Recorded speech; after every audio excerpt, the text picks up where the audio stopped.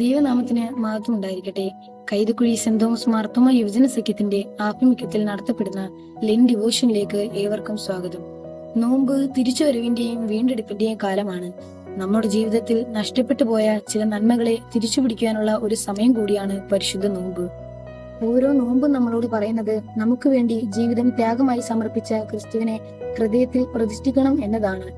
വലിയ നോമ്പിന്റെ 6ാം ആഴ്ചയിലേക്ക് നാം പ്രവേശിച്ചിരിക്കുകയാണ്. നമ്മുടെ കർത്താവും രക്ഷിതാവുമായ യേശു ക്രിസ്തു പിറവിയിൽ കുരുടനെ സൗഖ്യമാക്കിയ ദിനം. അതിനായി തിരഞ്ഞെടുത്തിരിക്കുന്ന വേദഭാഗം വിശുദ്ധ ലൂക്കോസ് എഴുതിയ സുവിശേഷം 18ാം അധ്യായം 35 മുതൽ 43 വരെയുള്ള വാക്യങ്ങളാണ്. പ്രതിസന്ധിയിൽ തളർന്നു പോകാത്ത വിശ്വാസമാണ് നമുക്കിവിടെ കാണാനായിട്ട് സാധിക്കുന്നത്. അതേപോലെ തന്നെ ഈ വേദഭാഗം വായിക്കുമ്പോൾ നമുക്ക് കാണുവാനായിട്ട് സാധിക്കുന്നത് യേശു എരിഹോവിലെത്തി കടന്നു പോകുമ്പോൾ തന്റെ ജീവിതത്തിലെ അവസാനത്തെ രക്ഷാ കേന്ദ്രം വന്നെത്തിയിരിക്കുന്നു എന്ന തിരിച്ചറിവോടെ കുരുടൻ നിലവിളിക്കുന്നതായിട്ട് നമുക്ക് കാണാൻ കഴിയും.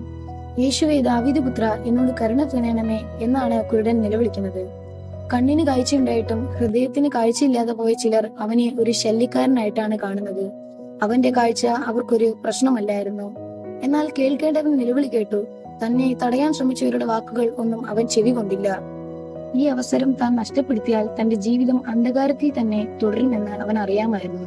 അതുകൊണ്ടാണ് അവൻ കൂടുതൽ ഉച്ചത്തിൽ നിലവിളിച്ചത്, യേശുവേ ദാവീദ് പുത്ര, എന്നോട് കരുണ തോന്നണമേ എന്ന്. യേശു അവന്റെ നിലവിളി കേട്ടു. കേൾക്കേണ്ടവൻ നിലവിളി കേട്ടപ്പോൾ എല്ലാറ്റിനും മാറ്റമുണ്ടായി. കാഴ്ച പ്രാപിച്ചവന്റെ സമക്ഷം അവൻ അവനെ തന്നെ സമർപ്പിക്കുന്നതായിട്ടും നമുക്ക് കാണുവാൻ സാധിക്കും. കാഴ്ച പ്രാപിച്ചതിന് ശേഷം കുരുടൻ വീട്ടിലേക്കല്ല മടങ്ങിയത്, യാത്രയിൽ യേശുവിനെ അനുഗമിക്കുന്നതായിട്ടും നമുക്ക് കാണുവാൻ കഴിയും. കാഴ്ച നൽകിയവന്റെ കാഴ്ചയായി അവൻ തന്റെ ജീവിതം തന്നെ യേശുവിനായി സമർപ്പിക്കുകയാണ്. ഇന്ന് നാം കാഴ്ച പ്രാപിച്ച് ലോകത്തിന്റെ കാഴ്ചയിലേക്ക് നടക്കുകയാണോ, അതോ കാഴ്ച നൽകിയവനോടൊപ്പം സഞ്ചരിക്കുകയാണോ? ഈ നോമ്പിന്റെ നാളുകളിൽ നാം നമ്മെ തന്നെ ശോധന ചെയ്യേണ്ടിയിരിക്കുന്നു. നമ്മുടെ നിലവിളി കേൾക്കുന്ന കർത്താവിന്റെ കരങ്ങളിലേക്ക് നമ്മെ പൂർണ്ണമായി സമർപ്പിച്ച് അവനെ അനുഗമിക്കാം. അതിനായി വലിയവനായ ദൈവം തമ്പുരാൻ നമ്മെ ഏവരെയും സഹായിക്കട്ടെ എന്ന് പ്രാർത്ഥിക്കുന്നു. ആമേൻ.